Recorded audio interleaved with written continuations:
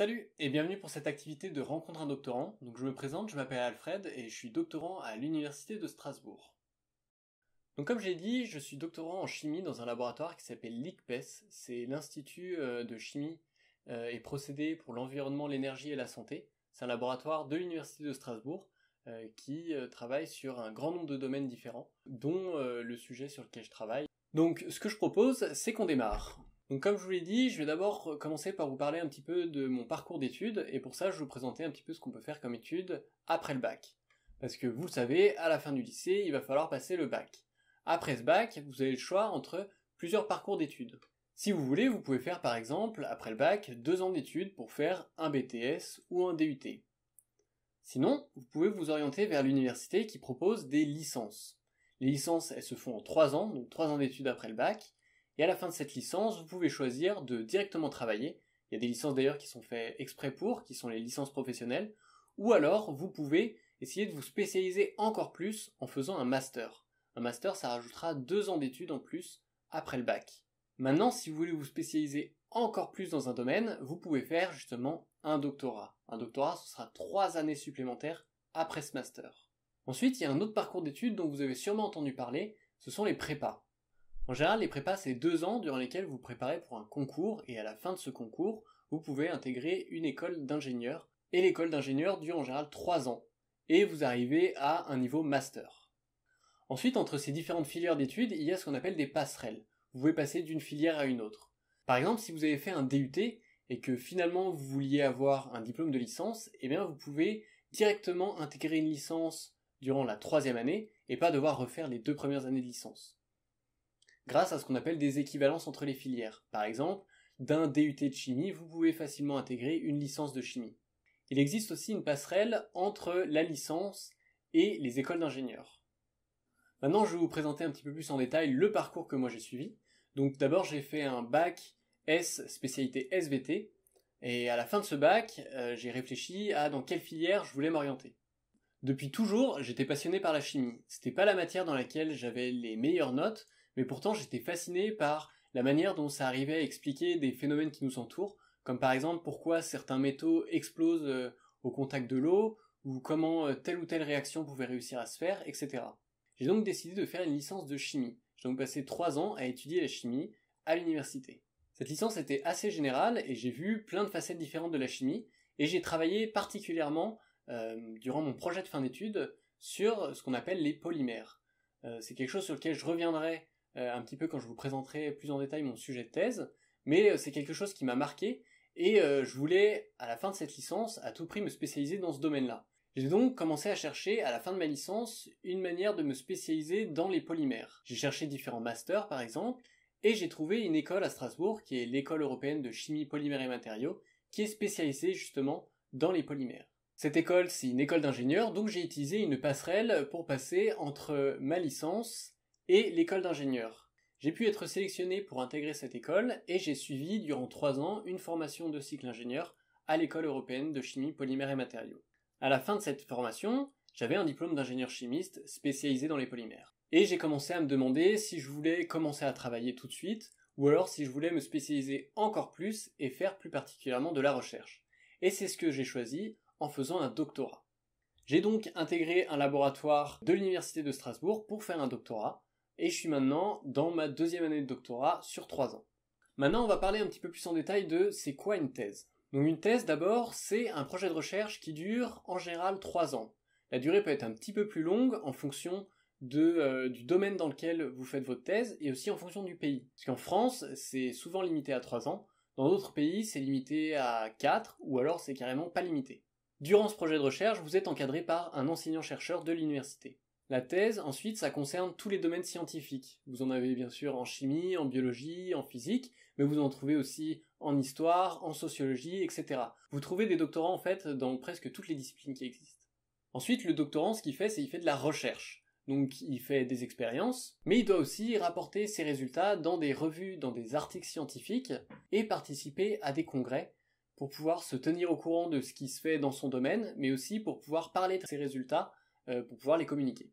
Enfin, quand la thèse est terminée, le doctorant doit écrire un manuscrit et faire une soutenance. C'est un peu une sorte d'examen, et s'il réussit bien, c'est en général le cas, il reçoit le diplôme de docteur. Maintenant, je vais vous parler un petit peu plus en détail de ma thèse, mon sujet de thèse, ce sur quoi je travaille tous les jours au quotidien. Donc le sujet, c'est la synthèse enzymatique de polyester biosourcé. Bon, il y a peut-être des termes un petit peu barbares, donc je vais revenir un petit peu plus en détail là-dessus. Pour ça, je vais prendre un exemple concret de la vie de tous les jours. Est-ce que vous savez comment une bouteille plastique est fabriquée? Pour fabriquer une bouteille plastique, ce qu'on fait, c'est que tout d'abord on part de pétrole. Ce pétrole, il va ensuite être transformé en plus petites molécules qu'on appelle les monomères. Ces monomères, on va pouvoir les additionner les uns aux autres bout à bout et créer des longues chaînes de molécules. C'est ce qu'on appelle le polymère. Poly, ça veut dire plusieurs, et mère, c'est unité, donc plusieurs unités. Ces polymères, ces longues chaînes de molécules, elles forment la base de toutes les matières plastiques. Quand vous voyez écrit sur une bouteille PET, ça veut dire polyéthylène terephthalate, c'est le nom de cette longue chaîne de molécules. Sur d'autres matériaux en plastique, vous verrez noté par exemple polypropylène, polyéthylène, polystyrène.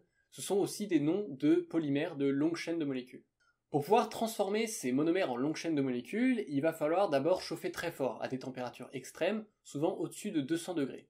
Ensuite, pour accélérer la réaction, on utilise des composés chimiques qu'on appelle les catalyseurs. Ces catalyseurs, ils sont souvent faits à partir de métaux et ils sont la plupart du temps très toxiques et assez polluants.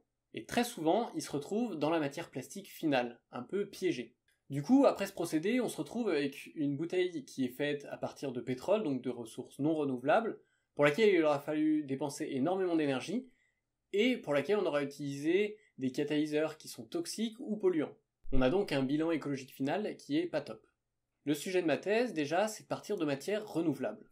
Donc on va prendre de la matière organique naturelle qui va être transformée à travers ce qu'on appelle le bioraffinage en plus petites molécules, en monomères. Tout le sujet de ma thèse, c'est de prendre ces monomères d'origine naturelle et de les transformer en polymères.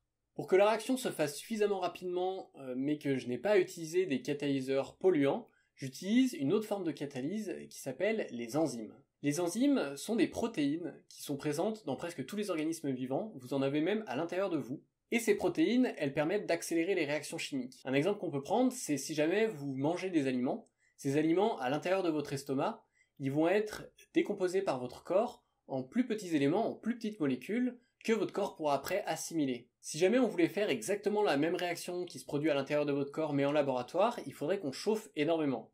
Mais votre corps ne peut pas supporter de telles températures. C'est pour ça qu'il a trouvé une parade et qu'il utilise justement des enzymes qui permettent de faire ces réactions chimiques à plus basse température et plus rapidement. J'utilise exactement le même type d'enzyme, mais cette fois pour pouvoir attacher les molécules les unes aux autres, les monomères, de manière plus rapide et à plus basse température.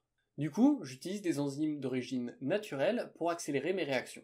Au final, on se retrouve avec une bouteille qui aura été faite à partir de matières renouvelables et pour laquelle il aura fallu utiliser un process un peu moins polluant pour la produire.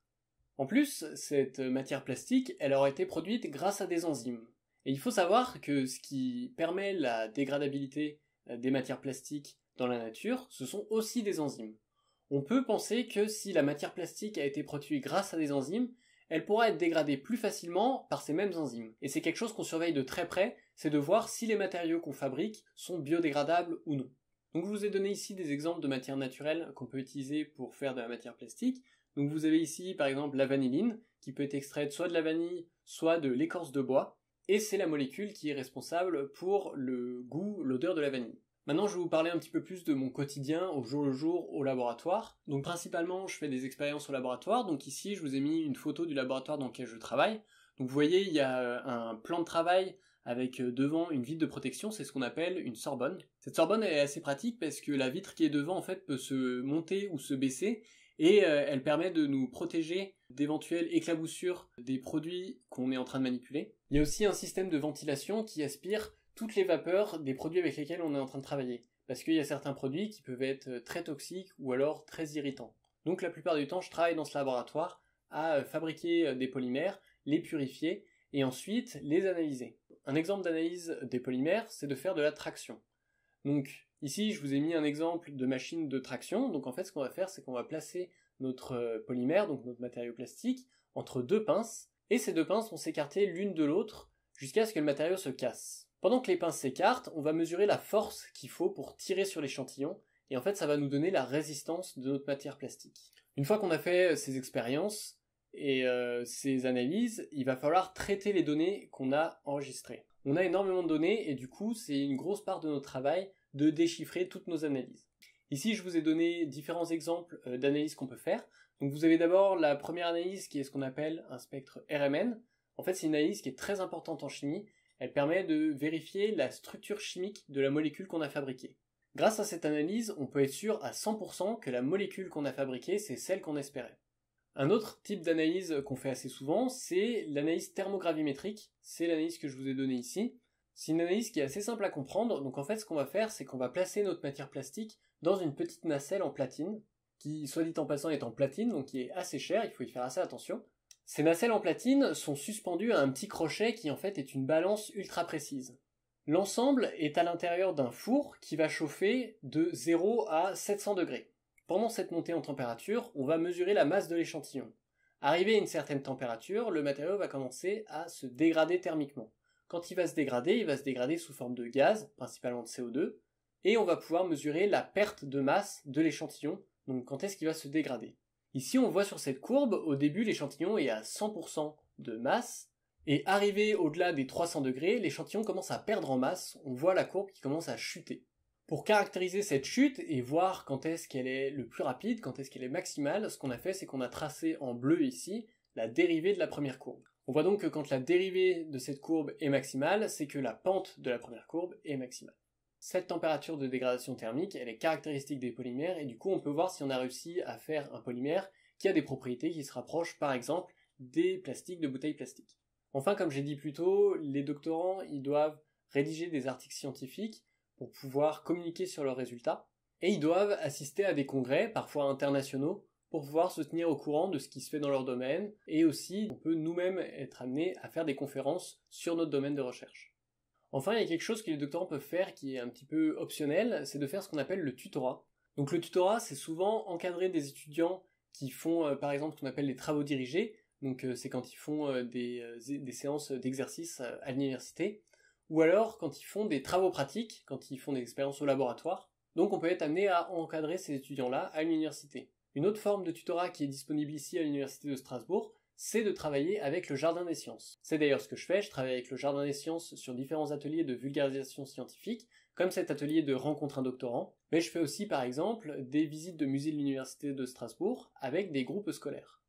Voilà, je crois que j'ai fait le tour, j'espère que cette présentation aura été claire, que maintenant vous avez une meilleure idée de que fait un doctorant et quel est son quotidien. Si jamais vous avez des questions, n'hésitez pas à me les poser, que ce soit à la fois sur mon parcours scolaire, parce que vous avez des questions d'orientation, ou alors plutôt sur faire une thèse, ou même tout simplement sur mon sujet de thèse, je serais très heureux d'y répondre. Voilà, merci beaucoup de votre attention, et peut-être à une prochaine.